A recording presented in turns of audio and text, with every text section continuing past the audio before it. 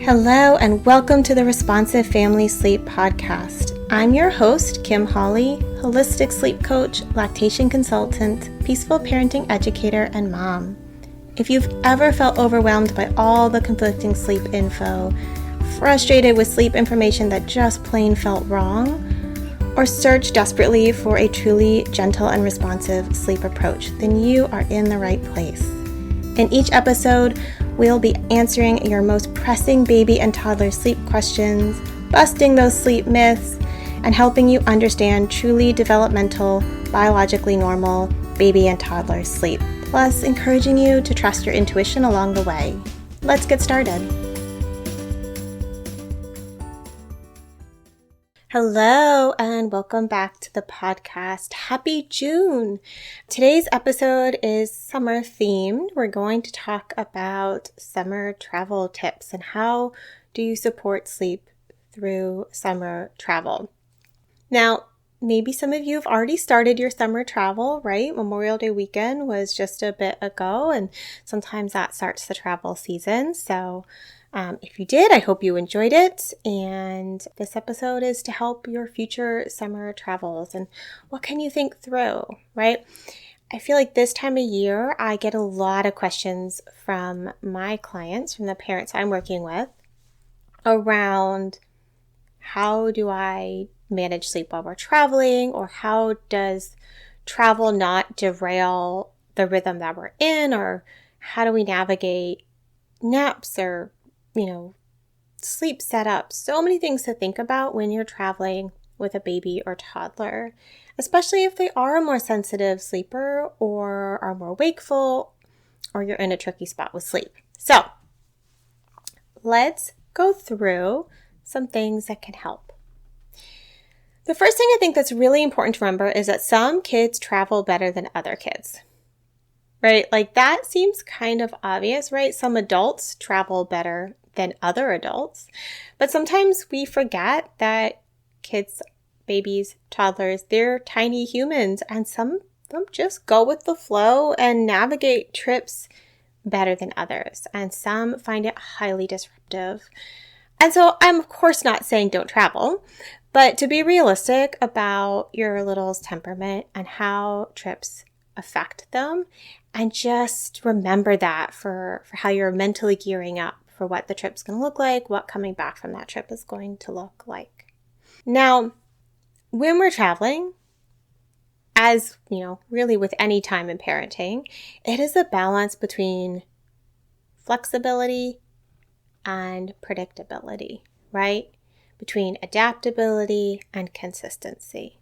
So what things aren't a big deal when we're traveling, and what things really seem to make a big difference to your kiddo, to your baby, to your toddler, that are not worth letting go of. And these are going to be different family to family, right? They're not all the same. So it might be that, gosh, it's actually really easy to do baby wearing naps or contact naps kind of on the go, even if that's not your norm at home, and definitely, obviously, if it is your norm at home. But maybe your baby really doesn't do well when you have a late evening, and that just throws everything off and it's really miserable, right? The flip side is you might have a baby that does fine when you keep them out, go out to dinner, you're out and about around all sorts of interesting stimulation, and they might be okay. So there isn't a right or wrong choice here, right? There isn't a right or wrong answer here. It's really what pieces can you be flexible on, let slide, enjoy your vacation, and what pieces, when you do let slide, actually have such a negative impact that it's not worth it, right? So that's something to keep in mind.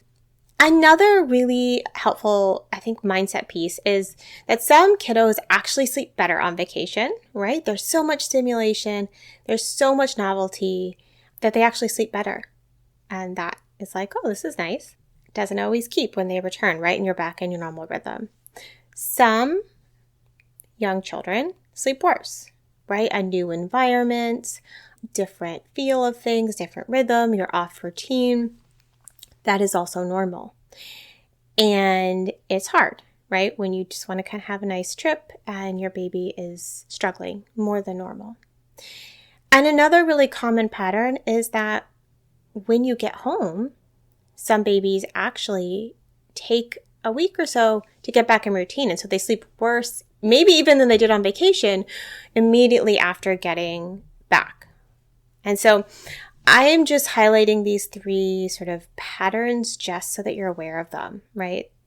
A lot of times people don't build in that buffer time to get back into routine after travel, or they're so surprised that their baby slept really well and then isn't anymore, or they're not prepared for a baby that may be struggling a bit more on their trip. So we have a few different pieces here, right?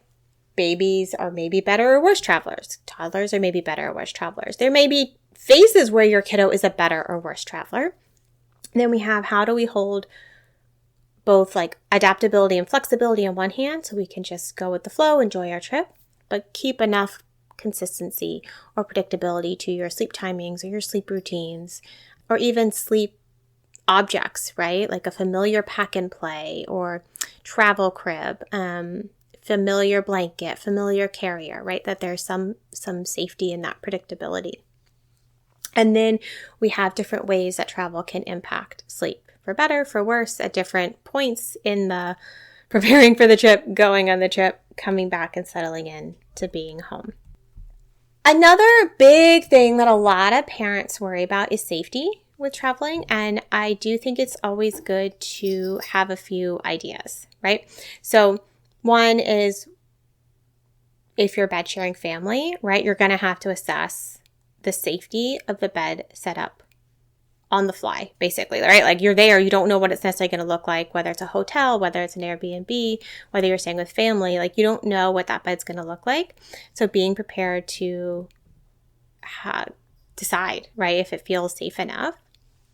So it's always good to have a second setup. I am a huge fan of the travel cribs with the zip down sides, because then you can lay down almost like a floor bed to get your baby into them. So that's an option.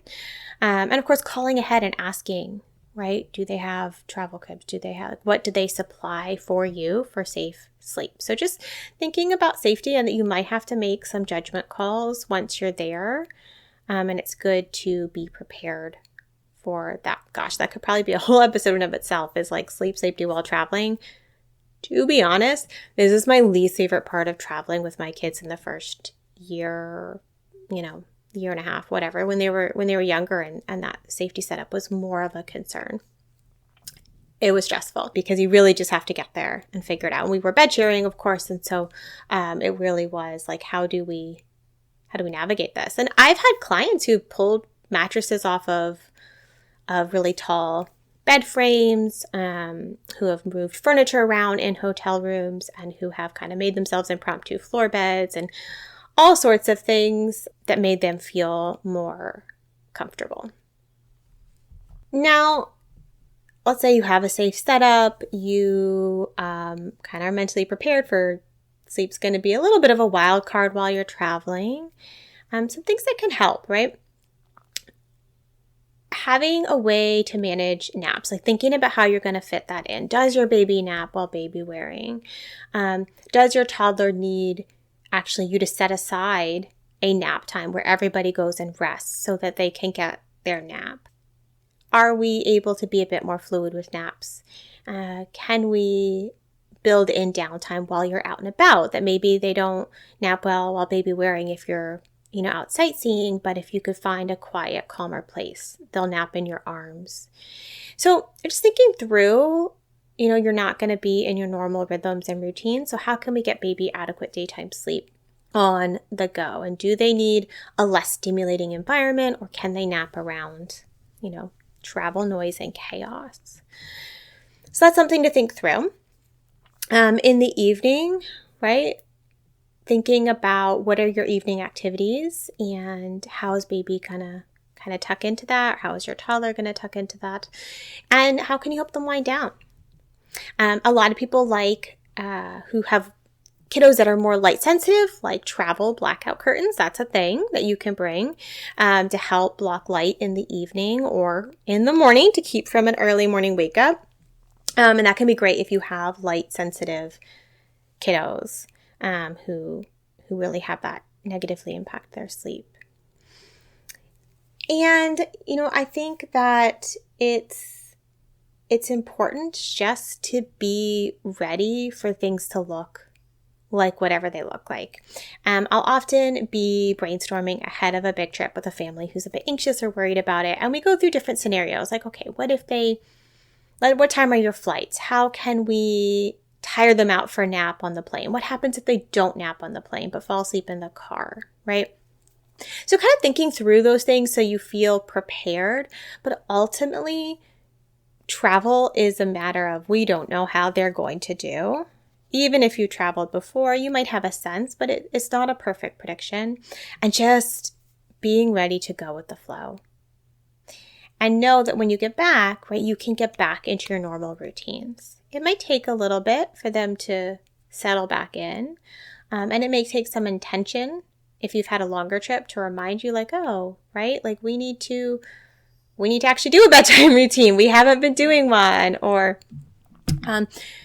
we need to remember to start getting up at a regular time and help their body adjust. And so building in that time when you get back to just get back to the basics, get back into routine, and give sleep a little bit of a chance to catch up before getting kind of antsy that, oh my goodness, right, this trip just totally derailed our whole sleep rhythm.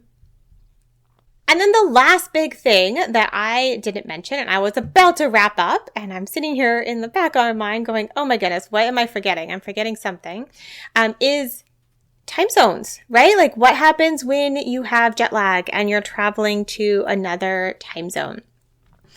And this one can be interesting because it really depends which way you're going, east or west, and how many hours, and how does that overlay with your baby's current sleep schedule or your toddler's current sleep schedule. And I say that because sometimes we have to get on local time, right? Let's say you are, traveling from the US to Japan, right? That is a huge time difference. You have to switch. Your whole days and nights are flipped. But if you are traveling from, a time zone in the US, just 1 or 2 hours forwards or backwards, that's different, right? And so some families will get their baby on local time, and some families will keep their kids on their regular time, like their regular time, especially if maybe you have a baby or toddler that goes to bed early, but it's actually helpful for them to go to bed later, and that works with the time zone that you are in. And so it's okay to not fully adjust your kiddo to the local time if that helps, right? Or if it just happens, right? Like you don't necessarily want to wake them up at the normal time. Maybe you want to sleep in a little later, or maybe you need to get up a little earlier. So you don't have to fully put baby on the local time, but just remember that obviously they're going to be a little off in a new time zone. And then when you get back, they're going to be a little off in a new time zone. And it can take some people even a couple weeks to get over jet lag. And when we're adjusting to time zones, the different time zones, light is our friend. And what I mean by that is use lighting cues to get your body in the circadian rhythm that you want. So abundant morning sunlight as soon after waking as possible, right? Abundant morning sunlight, abundant natural sunlight throughout the day to tell your body it's daytime.